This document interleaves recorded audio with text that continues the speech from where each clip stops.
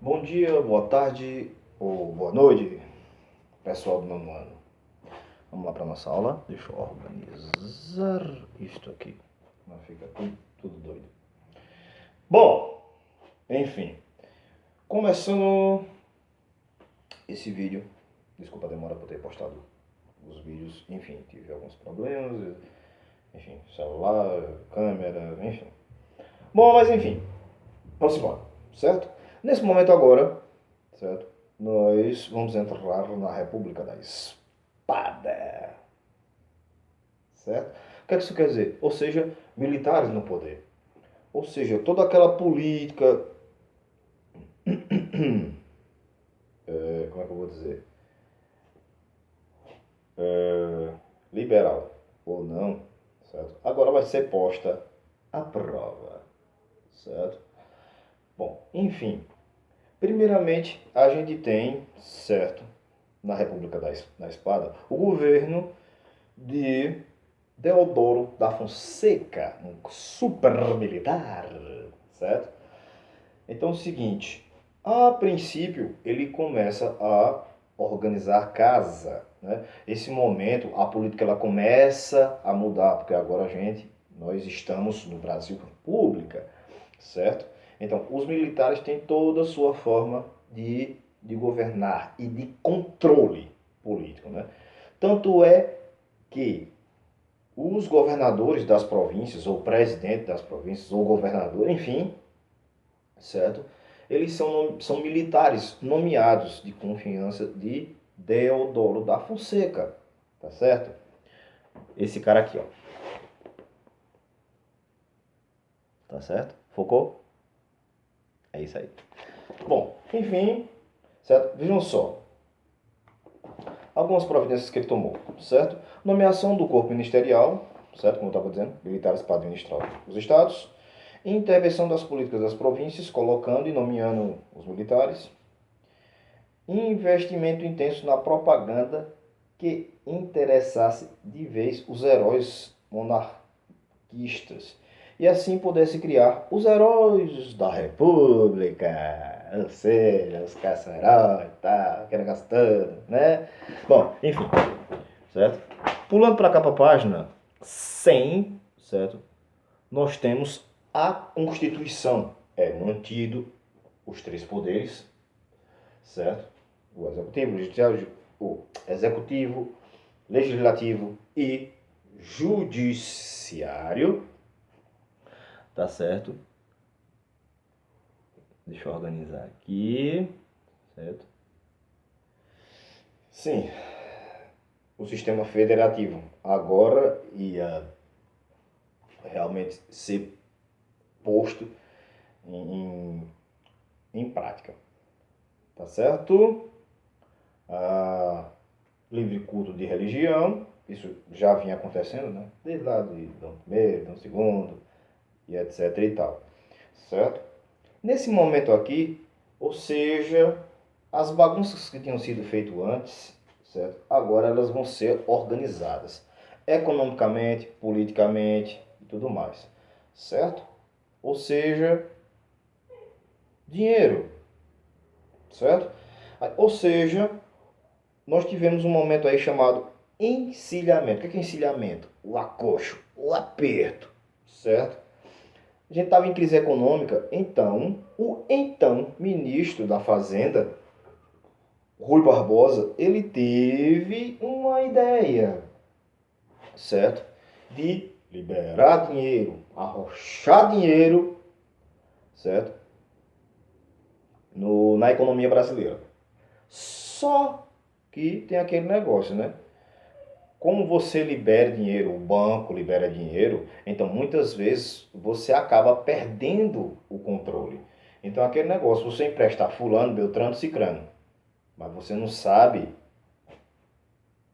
quando fulano, beltrano ou não sei quem vai te pagar. O que é que isso causou?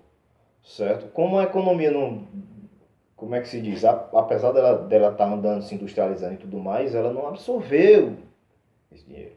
Então aquele negócio, começou um monte de golpe. O cara pegava 1 milhão, 2 milhões, sumia. Então, voltamos a ter crise financeira. Tá certo? Aí, vindo para cá para baixo. No caso aí, neste momento, certo? Da crise, nessa página aqui, ó. Vou mostrar para vocês. Estão vendo? Pronto. Ou seja, esse ato, vou dar um exemplo para vocês. Esse ato foi uma reação contra uma lei que estava sendo elaborada no Congresso, limitar o poder do presidente. As pressões aumentavam cada vez mais e os caminhos indicavam uma possível guerra civil. Então, aquele negócio, né? Depois de várias críticas, aquela crise toda, Deodoro da Fonseca foge. Não quer dizer, foge, quer dizer, sai.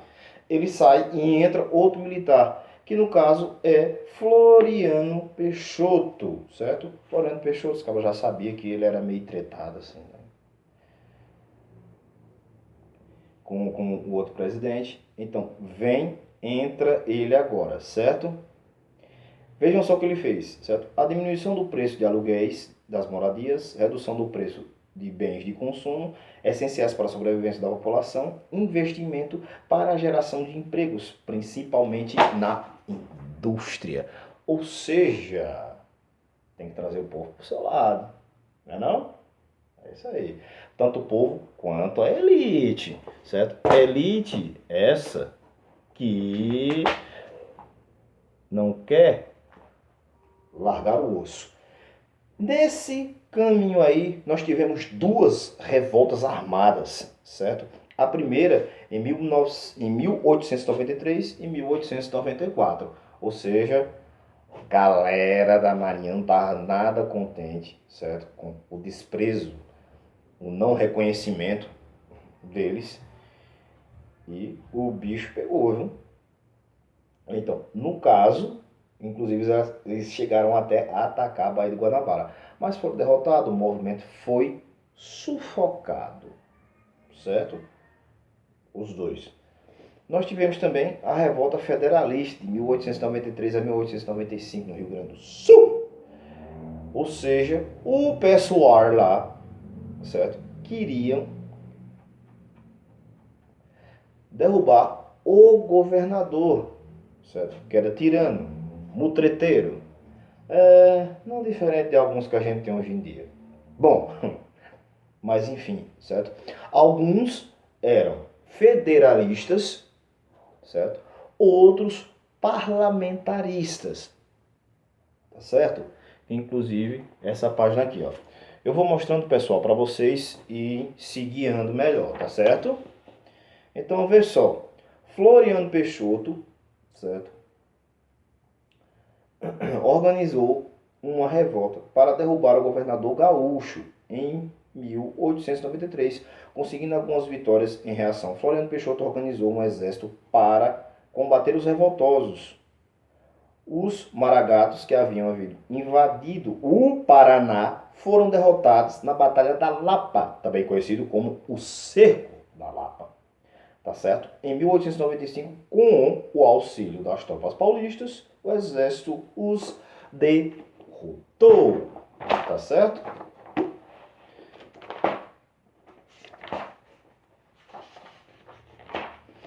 Bom, enfim,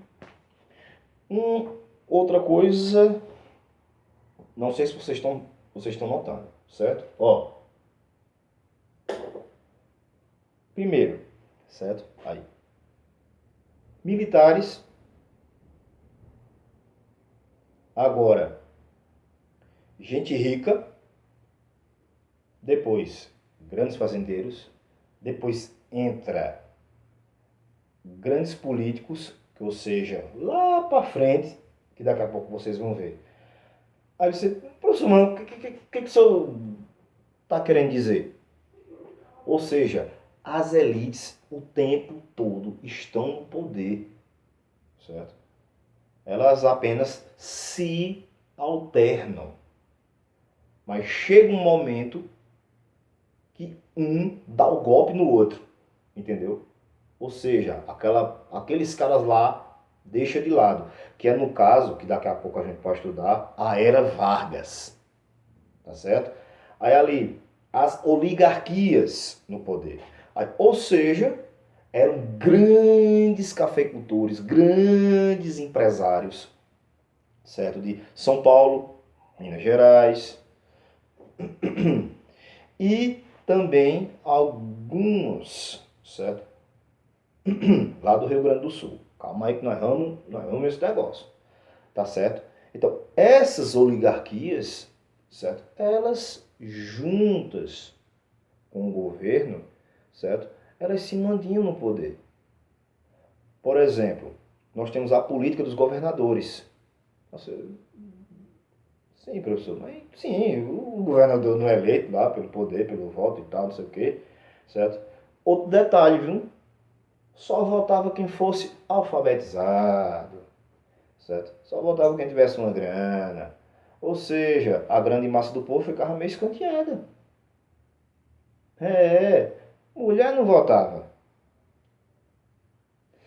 Tá vendo como é o negócio, né?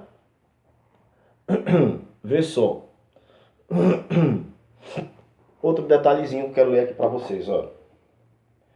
A Comissão da Verificação dos Poderes. Essa estrutura política foi criada por o governo federal que pudesse exercer o controle efetivo sobre o Congresso Nacional. É, beleza?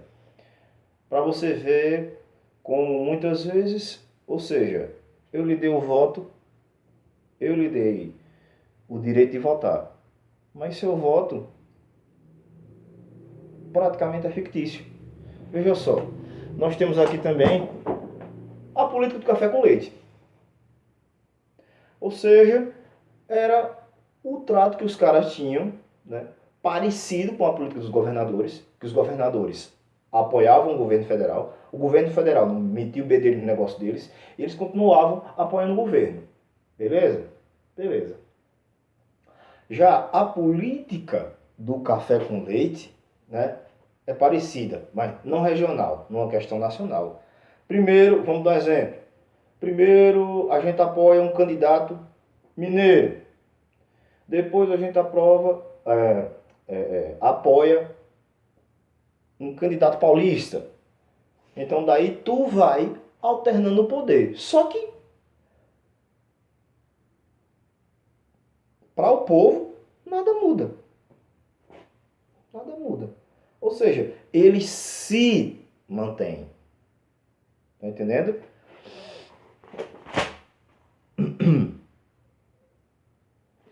Bom, na República Velha, uma das principais coisas que rendia uma grana bruta para o Brasil era o café. O Brasil era um dos maiores produtores de café do mundo, certo? Inclusive, nossa cidade aqui, Garanhuns, certo? Era um grande produtor de café. Nosso café era vendido, certo? Para a França, Estados Unidos, entre outros lugares. É, sabia não? Fica sabendo. É, certo? E aconteceu um probleminha.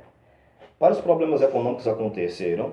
Os caras começaram a comprar café em outro canto e pararam de comprar o café brasileiro. Ou seja, a produção ficou estacionada, estagnou, não vendia, certo? O comércio brasileiro não absorvia aquele café. Então os caras fizeram o seguinte: todo mundo se reuniu, os barão, o ricão, se reuniram na cidade de Taubaté, que ficou conhecido como o Congresso de Taubaté. Os caras se reuniram e o governo disse: ó, vamos fazer o seguinte, olha a mutreta, viu? Olha a mutreta. Vamos fazer o seguinte, certo? Olha, o presidente chegou lá e disse: olha, vou fazer o seguinte, eu compro o café de vocês, beleza?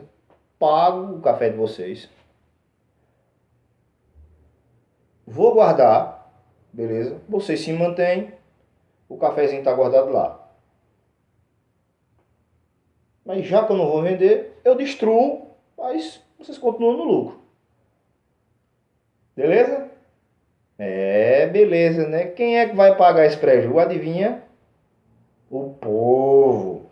Porque, ou seja, se ele pediu dinheiro emprestado aos Estados Unidos, pagou os cafeicultores e ele queimou o café, então queimou o dinheiro.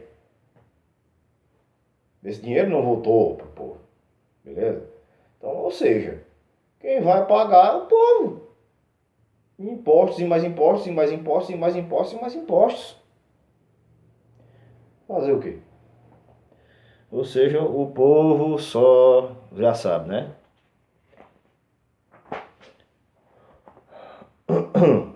Bom, outra coisa em destaque nesse momento aí é a questão da urbanização. Várias cidades foram remodeladas, reprojetadas, porque agora, em vez de charrete, vão ter automóveis, aquele negócio todo, vão ter lojas, vão ter várias coisas, certo? Essa modernização não é apenas na questão de bens de consumo, mas também influencia na como é que se projeta, né, na edificação, né, das cidades, né? Mas com isso, todo mundo que morava ali, que tinha sua casinha pequenininha, ou cortiço, ou vivia ali, certo? Foi arrastado lá para os morros. Aí, ou seja, agora você sabe da onde surgiram as favelas, certo? Aí nós temos aqui conflitos urbanos e rurais, certo? Eu estou indo rápido, pessoal, para não... Já está muito longo já esse vídeo. Bom, mas enfim, certo? A Guerra de Canudos, certo? Ou seja, o Reino do Sertão, certo? O que é que foi a Guerra de Canudos, certo? Simples. Um caboclo chegou lá dizendo que era o emissário de Nosso Senhor Jesus Cristo, certo? Convenceu as pessoas a montar um arraial. Nesse arraial eles começaram a produzir, começaram a vender também. Até aí, nada demais. Só que os fazendeiros ficaram mordidos. Por quê? Porque muitos de seus trabalhadores abandonaram o trabalho nas fazendas para ir para Canudos. Entendeu? E Canudos estava se desenvolvendo, estava crescendo. Certo? Porque Canudos, como é que eu vou dizer? Era autossuficiente.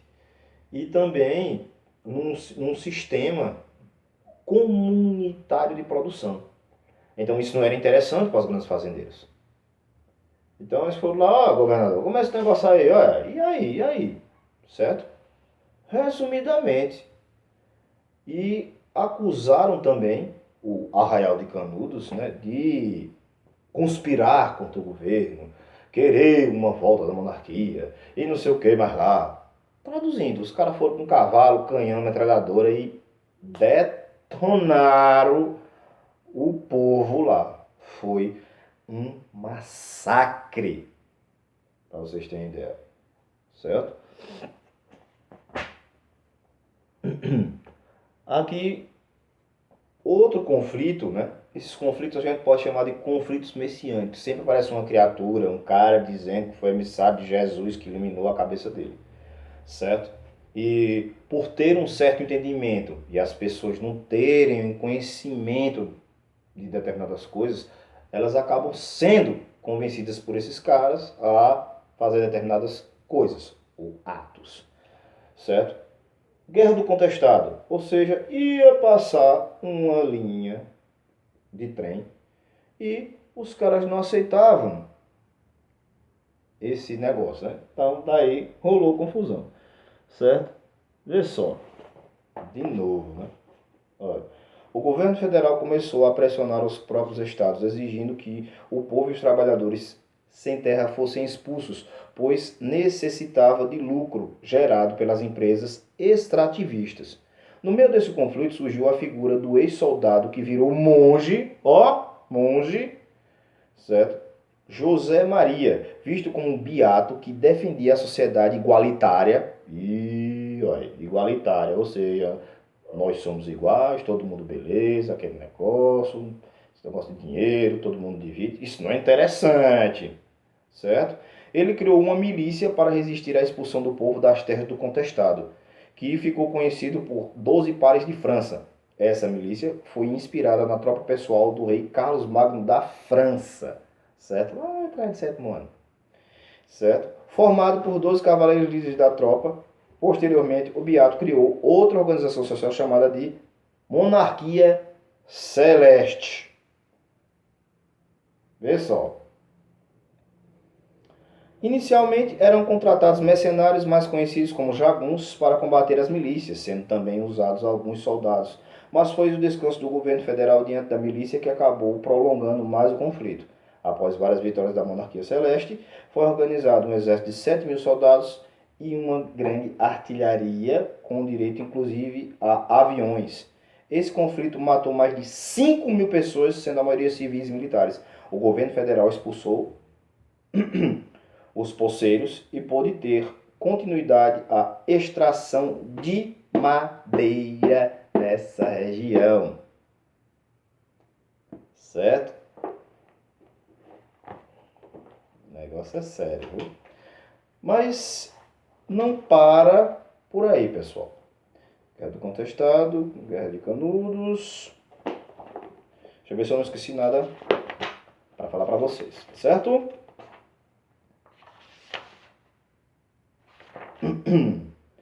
Ou seja, nós ainda temos, ao que nos diz respeito, nós nordestinos, certo? O cangaço, certo? Que era uma forma de organização que, volta e meia, né, trabalhava junto para com os coronéis, certo? Para fazer os mandados dele, as ordens dele, manter ele no poder, certo? Que eram os grandes donos de terra, nessas partes aqui do Nordeste. E também heróis, ou anti-heróis que lutavam contra o grande poder que as oligarquias ou os grandes fazendeiros tinham, certo?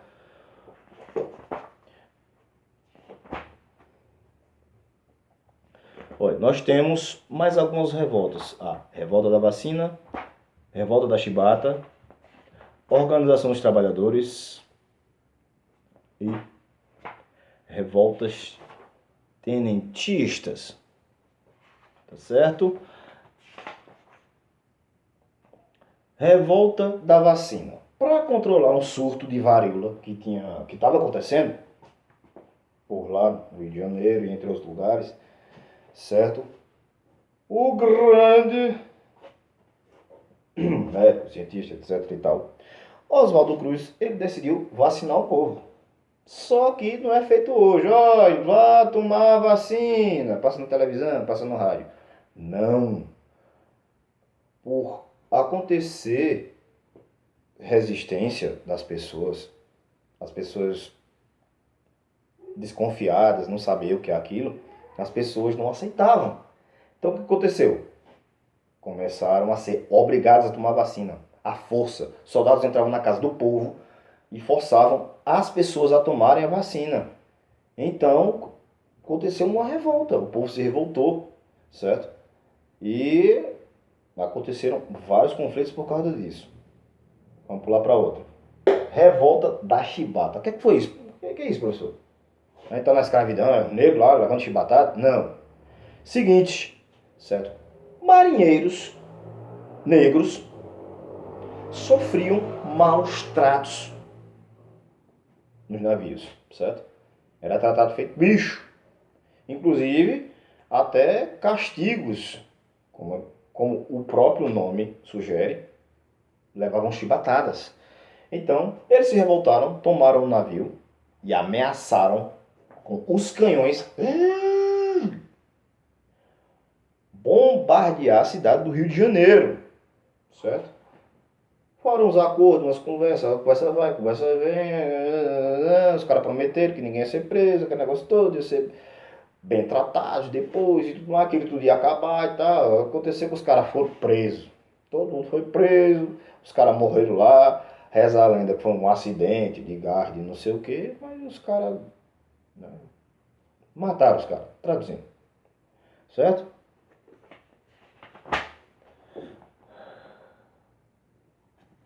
Organização dos trabalhadores no Brasil, ou seja, a grande greve geral, ou seja, melhores condições de trabalho, melhores salários, né? Parece como hoje. Pois é, já vem daquela época, pessoal. Então, ou seja, várias ideias que permeavam a cabeça da galera, como o anarquismo, né? E a gente pode chamar de anarco-sindicalismo, certo? Convenceram a galera e as pessoas se reuniram, certo? Para fazer uma greve geral no Brasil, né? Como eu já disse, as condições de trabalho, mais direitos trabalhistas, as horas de trabalho, entre outras coisas, certo? Essa era outra, como é que eu vou dizer, né? Fora café com leite, as oligarquias, ou seja, começava a surgir, né, o empresariado, o trabalhador assalariado, né, como é que eu vou dizer? Né, a burguesia industrial, certo?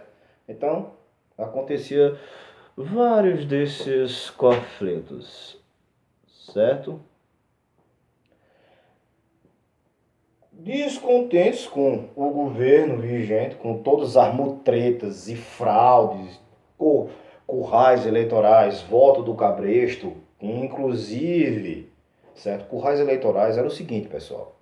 Ou seja, os governadores dominavam aquela área ali, certo? Então, todo mundo que era aliado dele era obrigado a apoiar ele. Outra coisa, o voto do cabresto era, ou seja, você trabalha para mim, então você vai ter que votar no meu candidato. Se eu souber que você não votou, tu tá lascado. Resumindo, era isso, né? Pois é, esse período era complicado. Então, tenentes e outros soldados descontentes com essa política, certo?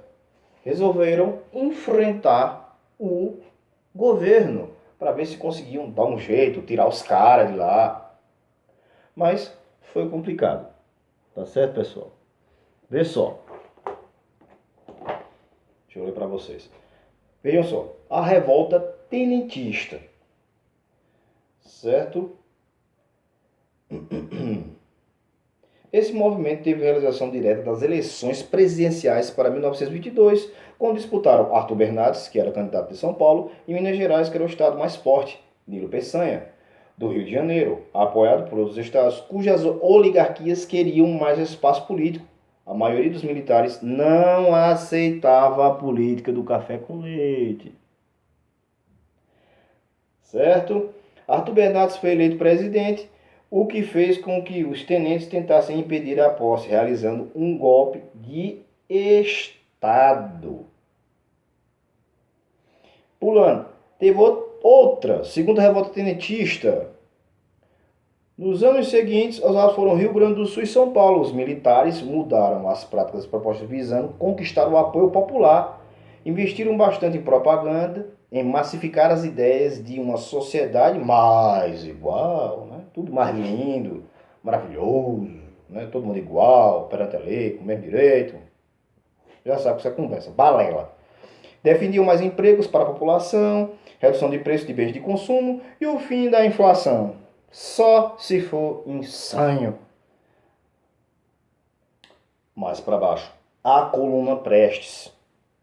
Esse movimento foi feito por Luiz Carlos Prestes, que mostrou essa milícia de guerrilheiros tiveram a fundação de andar por todo o Brasil divulgando as ideias de combate à corrupção das oligarquias agrárias. No fim, e também fim da política do café com leite, melhores salários para as mulheres, fim da inflação, a mesma conversa de sempre, certo? Apoiou o movimento, mas recusou participar, o que foi enfraquecido os tenentes que ainda chegaram até a região da Bolívia. Aos poucos, o próprio Luiz Carlos Prestes se afastou da coluna e em 1928 se filiou ao Partido Comunista Brasileiro.